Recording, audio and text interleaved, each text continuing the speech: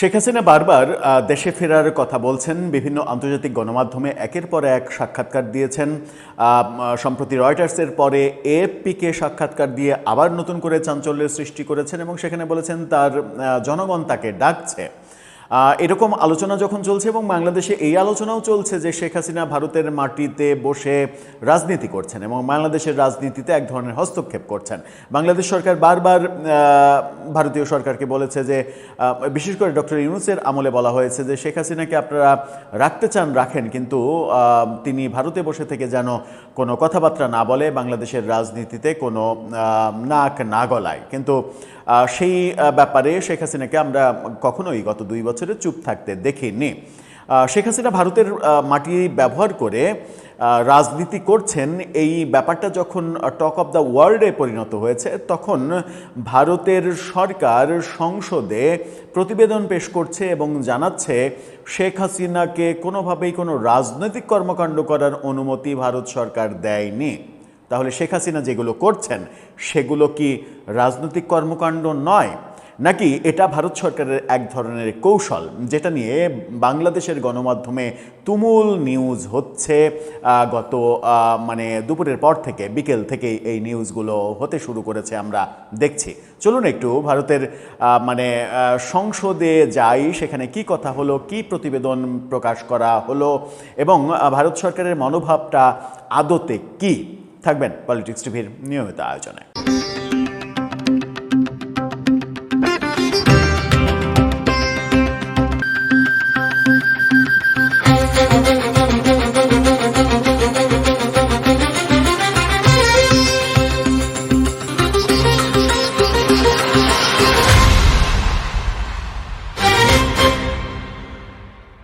দর্শক, বলছিলাম শেখ হাসিনাকে ভারতের মাটিতে থেকে রাজনীতি করতে দেয়া হচ্ছে কি হচ্ছে না, এই বিতর্ক ছিল। শেখ হাসিনা যে কর্মকাণ্ডগুলো করছেন সেগুলোকে কি রাজনীতি বলা যায় কি না, নাকি তার ব্যক্তিগত যোগাযোগ তিনি করতেই পারেন অনলাইনে, তিনি কার সঙ্গে কথা বলবেন না বলবেন সেগুলো তার ব্যাপার কিনা, এটা নিয়ে এক ধরনের ধোঁয়াশা ছিল। এরই মাঝে ভারত সরকার তার অবস্থান যখন স্পষ্ট করলো, তখন আমরা শেখ হাসিনার গত 2 বছরের কর্মকাণ্ডকে রাজনীতি হিসেবে সংজ্ঞায়িত করতে বোধহয় আর পারবো না। কি বলছে ভারত সরকার? বাংলাদেশের সমস্ত গণমাধ্যম এটা নিয়ে লিড নিউজ করে ফেলেছে, আন্তর্জাতিক গণমাধ্যমেও এটা এসেছে। ইত্তেফাকের শিরোনামটা দেখে নিন। সেখানে বলা হচ্ছে যে সংসদীয় কমিটির প্রতিবেদন, শেখ হাসিনাকে ভারত থেকে রাজনৈতিক কার্যক্রম চালানোর অনুমতি দেওয়া হয়নি। এখানে বলা হচ্ছে যে বাংলাদেশের সাবেক প্রধানমন্ত্রী শেখ হাসিনা ভারত থেকে কোনো ধরনের রাজনৈতিক কর্মকাণ্ড পরিচালনা করার অনুমতি পাচ্ছেন না বলে ভারতীয় সংসদীয় কমিটিকে নিশ্চিত করেছে দেশটির সরকার। শেখ হাসিনার এবছরের শেষ নাগাদ দেশে ফেরার সাম্প্রতিক মন্তব্যের প্রেক্ষাপটে ভারতের পররাষ্ট্র মন্ত্রণালয় এই অবস্থান পরিষ্কার করল। সেখানে যেটা বলা হচ্ছে সেটাতে যদি আমরা একটু কর্ণপাত করি, তাহলে তারা বলছে যে একই সময়ে বাংলাদেশের আইনমন্ত্রী আসাদুজ্জামান যেটা ভারত থেকে শেখ হাসিনা ফিরলে কি করা হবে, গ্রেপ্তার করা হবে, সাথে সাথে ঢাকা থেকে পাঠানো শেখ হাসিনার প্রত্যর্পণ আবেদনটি ভারত আইনি দিক পর্যালোচনা করছে, এরকম নানা প্রসঙ্গ আবার নতুন করে আলোচনায় আসছে। ভারতের কংগ্রেস সদস্য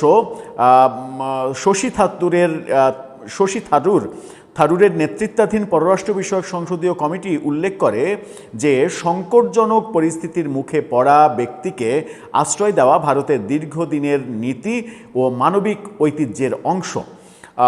তবে এই মানবিক আশ্রয় দেওয়ার ক্ষেত্রে কোনো অবস্থাতেই ভারতীয় ভূখণ্ড থেকে অন্য কোনো দেশের বিরুদ্ধে রাজনৈতিক কর্মকাণ্ড চালাতে না দেওয়ার নীতি কঠোরভাবে মেনে চলা হয়। কমিটির ভারত বাংলাদেশ সম্পর্কের ভবিষ্যৎ শীর্ষক প্রতিবেদনে বাংলাদেশি নাগরিকদের জন্য ভিসা প্রদান প্রক্রিয়া দ্রুত স্বাভাবিক করার সুপারিশ করা হয়েছে। 2024-এর জুলাই থেকে 2 বছর স্থগিত থাকার পর 2026-এর 28 জুন পর্যটন ভিসা চালু হলেও তা আরও গতিশীল করার কথা বলা হয়েছে। এছাড়া 2026 সালে মেয়াদ শেষ হওয়া 1996 সালে তিস্তা পানি চুক্তি নবায়নের জন্য দ্রুত আলোচনার তাগিদ দেওয়া হয়েছে। একই সঙ্গে পশ্চিমবঙ্গ ও বিহার রাজ্য সরকারের সঙ্গে পরামর্শ ও জলবায়ু পরিবর্তন ও নদীর সাম্প্রতিক তথ্য বিশ্লেষণ করে আলোচনার পরামর্শ দিয়েছে কমিটি। কূটনৈতিক আলোচনার ক্ষেত্রে বাংলাদেশে সংখ্যালঘুদের সুরক্ষার বিষয়টিকে প্রাধান্য দেওয়ার কথাও এই রিপোর্টে উল্লেখ করা হয়েছে। অন্যান্য বিষয়গুলো নিয়ে আলোচনা করতে গেলে আলোচনা অনেক দীর্ঘ হবে। মূলত খুব ছোট্ট করে যেটা প্রশ্ন রেখেই বলতে চাই সেটা হচ্ছে যে ভারতের পররাষ্ট্র মন্ত্রণালয় নিশ্চিত করলো যে শেখ হাসিনাকে কোনো ধরনের রাজনৈতিক কর্মকাণ্ড করার অনুমতি দেয়া হয়নি। অনুমতি দেয়া হয়নি মানে শেখ হাসিনা কোনো ধরনের রাজনৈতিক কর্মকাণ্ড করছেন না। গত 2 বছরে শেখ হাসিনা যত মানে টেলিগ্রাম গ্রুপে, হোয়াটসঅ্যাপ গ্রুপে কিংবা আরেকটা কি যেন অ্যাপস আছে, লাইন সম্ভবত, বিভিন্ন অ্যাপসের গ্রুপে তিনি যে তার রাজনৈতিক নেতাকর্মীদের সঙ্গে মিটিং করছেন এবং তিনি নিজেই গণমাধ্যমকে জানিয়েছেন অন্তত 125টা সংসদীয় আসনের নেতাকর্মীদের সঙ্গে ইতিমধ্যে তিনি বৈঠক করে ফেলেছেন। এই কর্মকাণ্ডগুলোকে তাহলে ভারত রাজনীতির অংশ হিসেবে দেখছে না।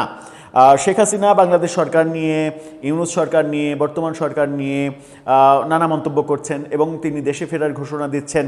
কোনোটাকেই তাহলে আমরা রাজনৈতিক কর্মকাণ্ডের ভেতরে ফেলতে পারছি না, যেহেতু ভারতীয় সরকার বলছে যে তাকে কোনো ধরনের রাজনৈতিক কর্মকাণ্ড চালিয়ে যাওয়ার অনুমতি দেওয়া হয়নি। অনুমতি না দেওয়া সত্ত্বেও যেহেতু এগুলো করছেন, সেহেতু এগুলোকে ভারত সরকার মনে করছে না যে এটা রাজনৈতিক কর্মকাণ্ড। ব্যাপারটা কি মিলছে? মানে আমাদের প্রত্যাশার সঙ্গে বাস্তবতা কি মিলছে? আমরা যারা প্রত্যাশা করছি যে ভারত সরকার তাহলে তো কঠোর অবস্থানে, ভারত সরকার শেখ হাসিনাকে রাজনীতি করতে দিচ্ছে না, তারা বোধহয় একটু বোকার স্বর্গে বসবাস করছি কিনা প্রশ্ন উঠতে পারে। কারণ ভারত সরকারের পররাষ্ট্র মন্ত্রণালয় যখন এই কথা বলে যে তাকে রাজনৈতিক কাজ করার অনুমতি দেওয়া হয়নি, অন্যদিকে শেখ হাসিনা যখন রাজনীতি তুমুল আকারে করছেন, তখন এটা বোঝাই যায় যে ভারতের পররাষ্ট্র মন্ত্রণালয় এই রাজনীতি করাটাকে সংজ্ঞায়িত করছে অন্যভাবে, যেন শেখ হাসিনা এই কর্মকাণ্ডগুলো চালিয়ে যেতে পারেন। ভুলেও কি এটা ভাবার কোনো কারণ রয়েছে যে শেখ হাসিনাকে বাংলাদেশের হাতে ভারত তুলে দেবে, মৃত্যুদণ্ডের মুখে ফেলে দেবে, কিংবা শেখ হাসিনা তার সঙ্গে নরেন্দ্র মোদী কিংবা বিজেপি সরকারের যে সম্পর্ক, ধরে নিলাম যে আগামী লোকসভা নির্বাচনে বিজেপি সরকার ততদিন যদি শেখ হাসিনা থাকেন, বিজেপি হেরে গেল, কংগ্রেস ক্ষমতায় আসলো, বিজেপি হারলে তো কংগ্রেসই আসবে, এটাই স্বাভাবিক। তো কংগ্রেস আসলে কি হবে? শেখ হাসিনাকে দেশ থেকে বের করে দেবে কিংবা বাংলাদেশের হাতে তুলে দেবে? আমার মনে হয় যে কংগ্রেস আসলে শেখ হাসিনার আরও বেশি উপকার হবে, কারণ শেখ হাসিনা এবং বঙ্গবন্ধু পরিবারের সঙ্গে কংগ্রেসের একেবারে পারিবারিক সম্পর্ক। সুতরাং যারা আমরা এক ধরনের স্বপ্ন দেখছি যে এই ভারতের এই আজকের এই বক্তব্য এতে করে শেখ হাসিনা বিপদে পড়ে যাচ্ছেন, তার আর রাজনীতি করা হবে না, তারা বোধহয় একটু অতি প্রত্যাশাই করছে। ভারত যেহেতু আন্তর্জাতিকভাবে ব্যাপারটা অনেক বেশি আলোচনা হচ্ছে, রয়টার্স, এএফপি বারবার তাকে নিয়ে খবর করছে, সেই কারণেই ভারত এক ধরনের কথা বলেই দিয়েছে যেন তাদের ঘাড়ে কিংবা সরকারের ঘাড়ে দোষটা না যায়। তবে সব কথার বড় কথা যেটা, শেখ হাসিনা ভারতে বসে থেকে যে দেশে ফেরার ঘোষণা দিয়েছেন, সেটা কি সত্যিই তিনি করছেন? আপনার মন্তব্য জানিয়ে লিখতে পারেন আমাদের কমেন্ট বক্সে।